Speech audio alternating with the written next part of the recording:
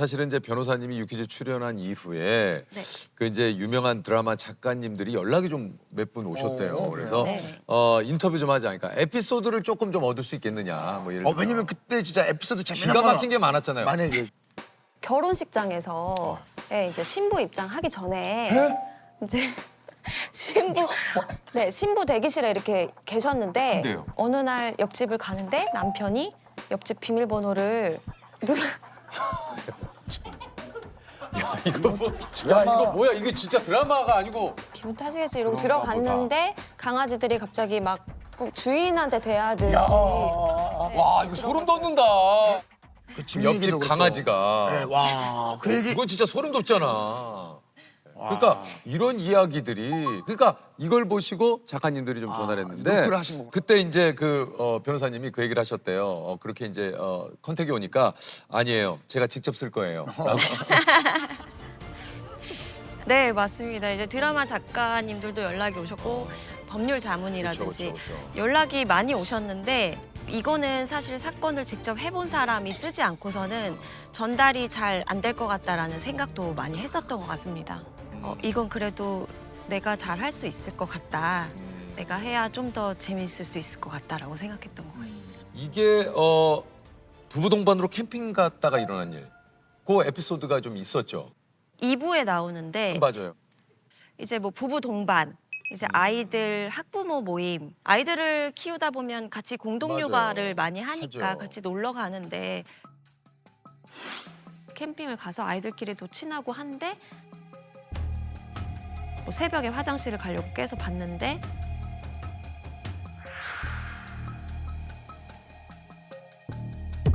캠핑 장소에서 발각되는 걸로 그렸어요.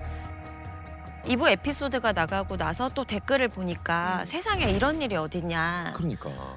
작가님이 너무 오바가 심하다. 뭐 이런 상상력이 심하다. 상상력이 과하다. 네, 네. 근데 좀 억울하더라고요. 왜냐면 너무 자주 일어나는 일이라서 썼거든요. 주요? 네. 이제 꼭 한쪽은 술을 잘 마시고 한쪽은 술을 잘 못 마시거든요. 그게 서로 이렇게 또 맞는 사람이 있다 보니까 부부 동반으로 가면 술을 못 마시는 사람들이 일찍 자고 네. 술을 좀 잘 마시는 사람들이 좀 남게 되고 그렇게 하다가 외도가 일어나는 일어나는 경우가. 게. 그러니까 거기서 이제 그런 대화 나오는 거죠. 아, 같이 이렇게 주거니 막걸리하면서 술 마시면 좋을 텐데 그러게 말해요 하면서 거기서 이제 공감대 형성되고 또 외도가 발생할 땐 항상 배우자의 험담을 하면서 시작되거든요. 나는 안 그래 이러면서 서로 어필하고 맞아. 나 같은 사람은 안 그래. 나는 안 그래. 그러게 내 말이 나도 한 거라잖아. 우리가 만났어야 되는데. 그러니까 왜 인제야 만났을까 이제 이렇게 되고. 아이고야. 정말 참. 아니 이게 여기 이제 확실히 현직 변호사님이 쓰시는 거다 보니까 현실 대사들도 굉장히 좀 화제가 네. 많이 됐어요. 사랑은 교통사고 같은 거잖아요. 피할 수 없는. 이거 그때 얘기하신 거잖아요. 맞아요. 네. 요거 이제 드라마에 그죠? 네. 드라마에서 보면 사랑에 빠진 게 죄는 아니라고 하시잖아요. 사랑에 빠진 게 죄는 아니잖아. 좋은데. 네. 네. 근데 저는 그 대사 딱 들었을 때 아 정말 잘 썼다. 진짜로 저한테 그런 얘기를 많이 하세요. 뭐라고요? 교통사고처럼 일어난 일이고 이거 내가 컨트롤할 수 있는 일이 아니고 사랑은 교통사고 같은 거잖아요. 피할 수 없는. 차은경 김재희가 너 같은 인간을 만난 게 사고지. 사빠죄야 이렇게 얘기하고 네. 이게 바이럴이 많이 발생을 했었잖아요. 맞아요. 나도 이런 거 하나 만들고 싶다. 어. 나도 정말 이거 너무 갖고 싶다 이런 생각이 작가로서 욕심이 많이 나더라고요. 그래서 사랑은 교통사고 같은 거다 피할 수 없는. 그래서 딱 이 대사가 나가니까 사교 피업이라고 또 만들어 주시더라고요. 꿈을 이뤘습니다. 네. 의도가 맥혔어요. 사교 피업. 의도가 맥혔어요. 사람 교통사고와 같은 거 피할 수 없으니까. 네. 야. 그때 얘기하셨던 게 이제 네. 드라마에. 그리고 언제부터 알고 계셨던 거예요? 이렇게 얘기를 하니까 너도 그게 궁금하구나. 꼭 내연녀들은 그런 걸 묻더라. 그게 그렇게 궁금한가 봐. 진짜로 이제 예? 좀 약간 현실적에서 현실적. 들을 법한. 언제부터 알고 계셨던 거예요? 내가 그 대사 나올 줄 알았다. 내연녀들은 꼭 그걸 묻더라. 그게 그렇게 궁금한가 봐. 언제부터 알고 있었어? 너도 그게 궁금하구나. 이거 뭐 그런 건가? 그 완전 범죄를 꿈꾸던 범죄자들의 좌절과 분노? 외도 상대들이 바람핀 거에 걸렸을 때 자주 하는 말이 또 있다고 뭐예요? 합니다. 내가 피해자다. 아, 어. 그쵸. 참 신기한 게 이제 정말 그렇게 생각하시더라고요. 외도를 한 사람이. 네, 설마 하는데 내가 피해자다. 왜냐면 상대방이 나를 유혹했기 때문이고 상대방이 행복한 결혼 생활을 하고 있었더라면 나한테 이런 일이 없었을 텐데 상대방이 불행한 결혼 생활을 했기 때문에 내가 내연남, 내연녀 타이틀을 얻게 됐다. 달게 된 것이다. 이렇게 생각하시는 분들이 사실은 대부분입니다. 어떤 분들은 이제 가족 여행하는 호텔에 찾아온다거나 뭐 아니면은 가족 식사하는 식사 자리에 찾아오거나 해서 빨리 이혼 도장 찍어줘라. 어차피 다 파탄난 가정인데 뭐 이렇게 나를 이렇게 힘들게 하냐. 피해자라고 생각을 하는 거죠. 그렇게 하는 분들도 많고 실제로 뭐 이혼하고 결혼하는 사람들도 많이 봤고요. 네. 아, 이게 참 정말. 그런데 결국은 똑같은 문제로 또 오더라고요. 아, 네. 3년차 변호사 생활하시면서 저희가 정말 야 어떻게 이런 일이 있을까? 그러니까요. 드라마에 담지 못했던 굉장히 또 이 충격적인 이야기도 굉장히 많으시다 그래요. 네. 어떤 사례들인지 좀 얘기를 해주실 수 있습니까? 네, 사실 드라마에는 좀 많이 반복되는 사례들 위주로 썼고 네. 그래야 이혼을 좀 더 예방할 수 있을 거라는 측면에서 썼다면 실제로 일어나는 것들은 훨씬 더 이제 어마어마한 것들이 많고 그런 것들을 사실 드라마에 쓸 수는 없죠, 당연히. 그런데 이제 제가 신입 변호사 시절로 거슬러 올라가 보면 그때는 간통죄가 있었거든요. 네. 네, 간통죄가 있어서 간통 현장이 보통 잘 잡히는 게 어떤 기념일이나 뭐 이제 크리스마스나 뭐 이렇게 쉬는 날. 크리스마스 같은 경우에는 연인이 함께 보내는 날로 많이들 알고 있잖아요. 그러면 배우자하고도 시간을 보내야 하고 그렇죠. 또 제2의 또 연인과도 시간을 보내야 그렇죠, 하다 그렇죠. 보니까 이게 겹치거든요. 그럼 어떻게? 그래서 항상 한 명은 이브, 한 명은 당일 이렇게 스케줄을 배분하시는 분들이 많거든요. 상간자들은 꼭 크리스마스 이브, 크리스마스 당일 이런 날들을 상대방과 같이 있는 것으로 자신의 애정, 우리 관계를 확인받고 싶어 하더라고요. 그러다 보니 이때 제일 많이 걸리세요. 이 크리스마스 때. 그래서 20대 변호사 시절에 간통 현장을 발각하신 의뢰인분들께서 항상 전화를 주셨어요. 그러면 저는 이제 크리스마스 파티하려고 또 혼자 차려놓고 혼자요? 네, 이제 혼자 차려놓고 막 이제 행복하게 준비를 하고 있으면 딱 전화가 와요. 이제 처음에는 딱 받으면은 변호사님 여기 현장 잡았습니다. 네, 지금 동영상 찍고 있습니다. 저기요. 실제로 이렇게 외도를 하는 분들 보면 어때요? 좀 이렇게 담대한가요? 행동들이? 네, 담대하고 굉장히 이제 계획적이어야 되고 왜냐면은 배우자는 눈빛만 봐도 그럼요. 알고 거짓말하기가 정말 정말 어려워요. 네, 불가능에 가깝거든요. 사실. 맞아요. 근데 그 어떻게 이렇게 불가능을- 이거를? 네. 그걸 해내야 하다 보니까 보통 외도 이제 키트 같은 걸 갖고 다니세요. 외도 키트요? 그러니까 뭐예요? 이게 핸드폰이 일단 2개, 3개. 아, 차가 여러 대이신 분들도 있어요. 아니면 블랙박스라든지 이런 것도 주의해야 되니까. 왜냐하면 외도를 저지르시는 분들은 또 꼭 한 명이 아닐 수도 있거든요. 3명, 4명. 저는 6명까지 봤어요. 에? 동시에. 예? 6명이요? 동시에 6명까지 저는 봤거든요. 아니 그거 와. 그럼 거의 월화수목금토 이렇게 나눠서 네, 맞습니다. 그리고 또 배우자한테만 신의를 지키는 그런 거짓말을 하는 게 아니라 알리바이라든지 또 이 내연남, 내연녀들에게도 거짓말을 해야 되는 거다 보니까 굉장히 복잡해요. 그래서 이 사람한테 거짓말한 게 이 사람한테 들킨다거나 이제 서로 해서 그렇겠죠. 서로 그 내연 관계에 있는 사람들끼리 또 싸움이 나기도 하고 아. 본인들끼리 통화 하기도 하고 그래서 보면 정말 부지런하다 일단은. 네, 정말 부지런해야.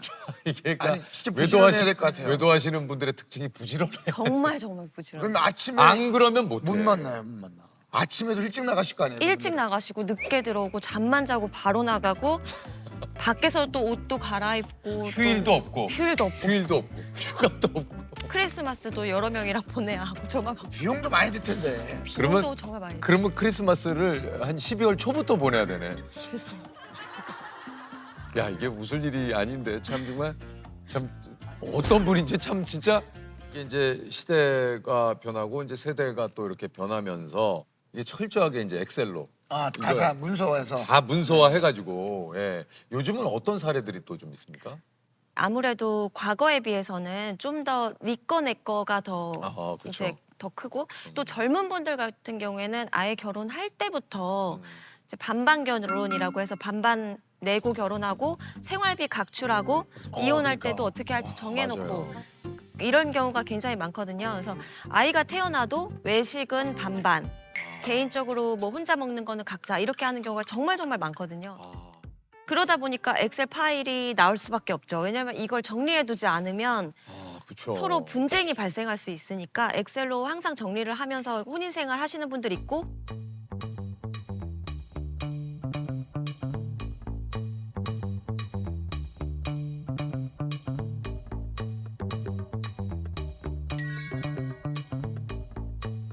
예, 어릴 때부터 사실 늘상 어떤 그런 문서, 뭐 예를 들면 이제 그런 것들을 문서화해서 뭐 서로 주고받고 이런 거에 익숙한 세대라면 당연히 결혼을 했어도 전혀 이상할 것 같지는 또 않다라는 생각이 좀 또 그럴 수도 들거든요. 있겠네요. 네, 또 그게 그리고 맞는 분들끼리 결혼을 하시는 그렇죠, 거여서 그렇죠. 오히려 더 좋아하고 맞아요, 네, 맞아요. 이제 사실 그때 시대 상황에 따라서 이혼의 트렌드가 많이 바뀌거든요. 요즘에 집값이 많이 떨어져 있다 보니까 집 명의자들이 먼저 이혼 소송을 거는 경우가 꽤 많아졌어요. 왜냐하면 집 명의자 입장에서는 지금 현재 시가를 기준으로 해서 재산 분할을 줘야 되기 때문에 현재 시가가 낮을 때 본인한테 이혼이 유리하고 내가 만약에 명의자가 아닌 사람인 경우에는 시가가 올랐을 때 그 시가를 기준으로 재산 분할의 가액이 책정이 되기 때문에 더 많이 오는 거죠. 그래서 어떤 아파트는 예를 들면 이 아파트가 뭐 재개발이 확정됐다. 그러면 그 단지에서 막 계속 이혼하러 오시고. 그러니까 이혼이라는 게 뭐 10년 전부터 언제 이혼할지 시점을 고려하고 있었던 사람들 입장에서는 지금이야 하고 오기도 하고. 네 거 내 거가 나뉘어지는 결혼 생활이 많죠. 정말 많은 우리 또 사례들 뭐 예를 들면 의뢰인들을 만나 보셨겠지만 아직까지도 좀 잊지 못하는 사건 같은 게 또 있으시다 그래요. 제가 이제 방청석에서 봤던 사건인데 자녀를 한 10년 넘게 키웠는데 알고 보니까 본인 자녀가 아니었던 거예요. 근데 이제 아이를 좋은 학군으로 보내기 위해서 투잡, 쓰리잡 해가시면서 모으고 해서 이제 소위 말하는 학군지로 이사도 가고 아이 자녀 교육 위해서 그렇게 애쓰셨는데 알고 보니까 본인 자녀가 아니었던 거죠. 그래서 그 남자분께서 막 오열을 하시는데 그 감정이 너무 전달돼서 방청객에 있는 사람들이 울더라고요. 그런 얘기를 하시더라고요. 나는 이 아이 하나만을 위해서 살았고 이 아이한테 부족하지 않은 환경을 주기 위해서 나라는 사람은 아예 없다 생각하고 살았는데 이 아이가 내 자녀가 아니라 그러면 내 전체 인생이 부정당하는 건데 어디서 보상받아야 하냐. 판사님들도 얘기를 못 하세요. 어떻게 보상하겠어요. 그거를 뭐 그 시간을 어떻게 네, 보상해? 돈으로 할 수도 없고. 그때 진짜 많이 울고 그 아이를 또 다시 봐야 할 것이냐 아니면 정말 인연을 끊을 것이냐에 대한 고민을 아빠가 하는 모습을 보면서 괴롭더라고요. 참 정말. 또 어쩔 때는 이혼 좀 하셨으면 좋겠는데 그건 또 그러니까. 자녀분이 엄마를 모시고 와서 아하. 제발 변호사님 이혼 좀 시켜주세요. 이제 폭행도 굉장히 오래됐고 외도 한 4-5번 있었고 뭐 항상 밥상 엎으시고 이러는데도 그거 참고 사세요? 에이, 우리 엄마 이혼 안 한다. 너무 답답하다. 이혼 좀 시켜줘라 해도 에이 뭐 여기까지 살았는데 좀 더 아이고. 참지. 근데 그러다가 큰 사고가 날 때도 있거든요. 그러니까요. 그래서 제가 이제 어떤 사명감 같은 게 올라올 때가 있어요. 그래서 이러다가 사고 나실 수 있습니다. 왜냐면 폭행이 좀 짙으신 분들이 있다 보니까 예. 그래서 이혼하셔야 될 것 같다. 그게 안 참아질 때가 분명히 있는 것 같습니다. 오죽하면 자녀분들이 저 모시고 오셨겠어요. 그러니까요. 그렇죠. 아, 사실 이제 우리 작가님께서 드라마를 통해서 꼭 좀 하시고 싶은 얘기가 좀 있으셨다고 그래요. 네. 음. 이혼을 하기 전에 고민하고 그 고민의 요소들을 다 드라마에 담아서 현실적인 고민, 또 뭐 애정적인 고민, 내 미래에 대한 고민 이런 것들의 총합을 드라마로 만들면 많은 분들이 보고 아 그래 나 이혼할 때 그래도 저건 고민해봐야겠다 이런 생각을 하기를 굉장히 바랬고요. 그리고 또 다름은 배움이다라는 얘기를 하고 싶었어요. 사람들이 다르다는 이유로 많이 헤어지고 다른 것 때문에 굉장히 힘들어 하거든요.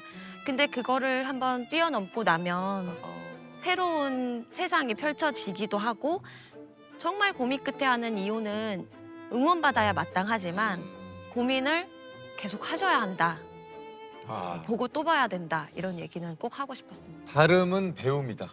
예. 아 이게 또 얘기를 또 오늘 또 아니 그 이 드라마에 이런 대사가 나오죠. 부부는 도대체 뭘까요? 이 진짜 드라마에도 나왔지만 부부는 뭡니까? 아, 부부는 제가 이제 드라마에서는 가족이 되어버린 남이라고 표현을 했는데 가족이 되어버린 남. 예. 남의 본질은 쭉 가지고 가는 거거든요. 그리고 가족으로서의 울타리, 내가 해줘야 하는 것들, 또 이 안에서 서로 주고받아야 하는 애정과 신뢰, 이건 또 유지하면서 타인을 이해하는 것에 대한 것도 갖고 가야 되고 맞아요. 또 예의를 갖춰야 하죠. 타인에 대한. 맞아요. 가족이지만 타인이거든요. 부부랑 그런 것 같아요. 그러니까 타인성과 가족이라는 그것을 다 가지고 있는 거, 묘한, 참 묘한 네. 관계. 맞아요. 타인이었지만 사실 이 또 부부라는 이름으로 같이 평생을 또 함께 하는 거니까.